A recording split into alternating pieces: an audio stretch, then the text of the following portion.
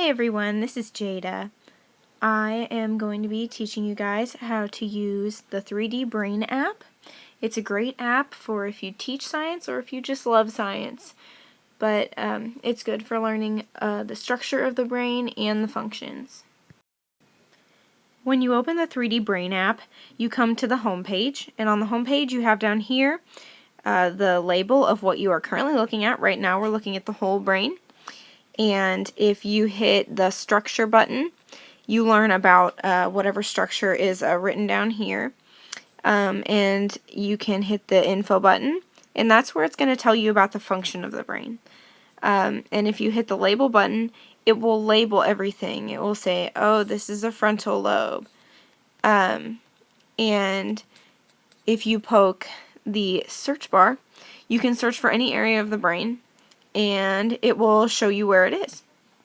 Down here we have the help and about thing. If you're confused at all, you can just click on that and it'll kind of guide you through this a little bit. I also would like to point out this arrow right here. If you push that arrow, it will take you to the next thing. I think it goes in alphabetical order, but if you poke down here on the arrow, it's going to take you to the next structure, and so it might shift the brain a little bit to give you a better view. If you hit the structure button, it brings up all the different parts of the brain and the different areas that you can examine, and like what is in each area of the brain. For instance, in the frontal lobe, what's the breakdown of the frontal lobe. So it has everything all right here.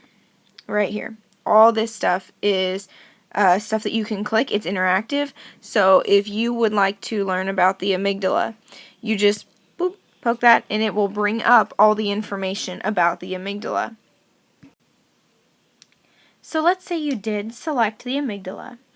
The first thing that's going to pop up is this little section over here that says overview, right? So you're going to get the bare essentials about what you need to know about the amygdala and what kind of goes on. Another feature that I think is really cool is that when you do select that part of the brain, everything else on the brain goes transparent so that you can see whatever you need to see. It shows only the brain structure that you have selected. So I really like this because a lot of times with physical diagrams that they use in class, you have to take it apart and everything is really distracting, at least for me. And so this makes it so that I can see what I need to see in the same location that I need to see it, and nothing is messed up. And I can focus on the part of the brain that I've selected and need to learn more about. If you were to hit the labels button, this is what would happen. You would get this bar that points exactly where the structure is in the brain, and it labels it for you. So if you're having trouble finding it, just hit the labels button and it'll take you right there. Coming back to the whole brain, as I showed you on the amygdala diagram, the first thing that starts out is an overview when you hit info. The second thing that comes up is a case study. So this is where you learn about how they discovered what this certain part of the brain does. Now you can see, the whole brain is a little bit more broad and a little bigger than the other ones are going to be. And then the second thing that you're going to be learning about is the associated functions if you continue to scroll down. Associated functions is the part of this learning structure that tells you what the brain actually does. So, for instance, the whole brain is associated with memory, learning, movement, sensation, thinking, and again, this is more broad because this is talking about the whole brain. Associated cognitive disorders. This is where you learn about what could happen, like what are the problems with this part of the brain. So if there is a problem in this part of the brain, what does it cause? Okay, for the whole brain, if there's a problem with the brain, you have ADHD, you could have Alzheimer's, you could have autism, you could be bipolar, depression, schizophrenia. And the next section, which I think is probably the most intriguing, is the one that's called associated with damage.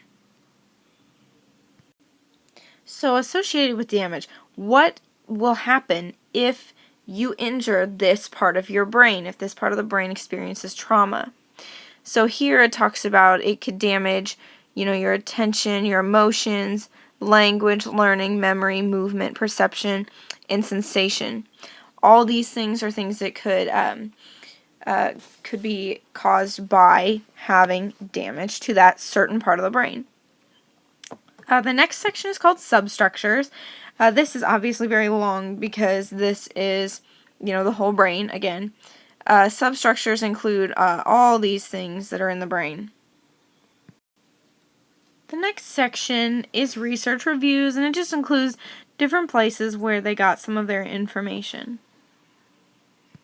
Like I did earlier with the amygdala, this is what happens when you hit the labels button for the entire brain. And I wanted to show you the amygdala because it shows the transparency and like the inside, but this just kind of gives you the overall structure of the brain, the different lobes and things. Let's say you're searching for a certain area of the brain. So this is where you would hit the search bar on the side. Here is what will happen. Let's say you couldn't find the amygdala.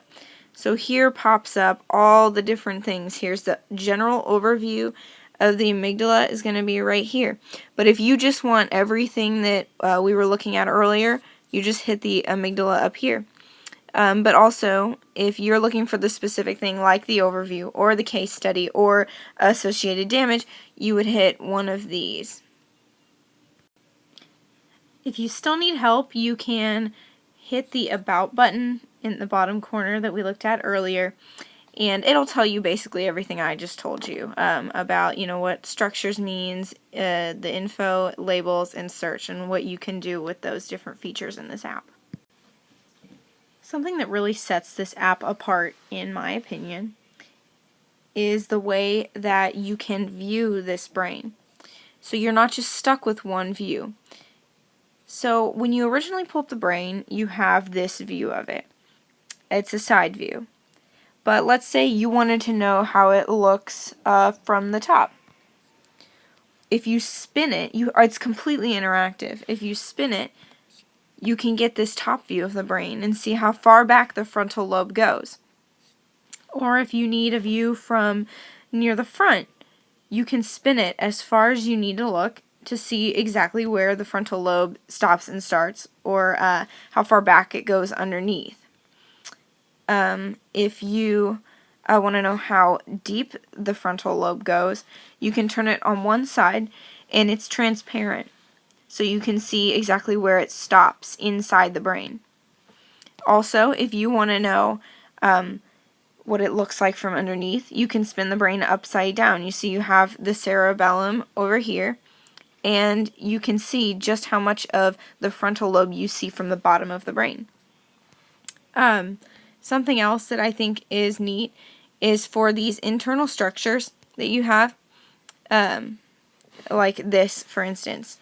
You can't really see that from a side view of the brain alone. But if you spin the brain upside down, you can see just where these lobes sit inside the brain. This is just one more really cool structure that I wanted to show you guys. Just to show how cool this app is, you can see everything inside that's part of this structure inside the brain. You see this little spot in here where it shows just like how deep it is and how it's kind of spread out. The structure isn't exactly connected, really. So it's really cool to see like where everything sits in relation to the rest of it. On both sides, you can see both sides. As if you guys need one more reason to get this app, it is free. It's such a great app. It's so educational. I learned so much from this app when I was doing biology in high school.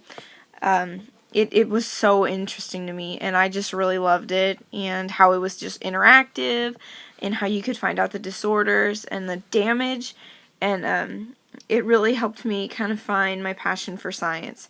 So I would definitely recommend this app to anybody who's going to be teaching students or who just wants to learn more about the brain. Thanks for listening, guys, and I hope you liked it.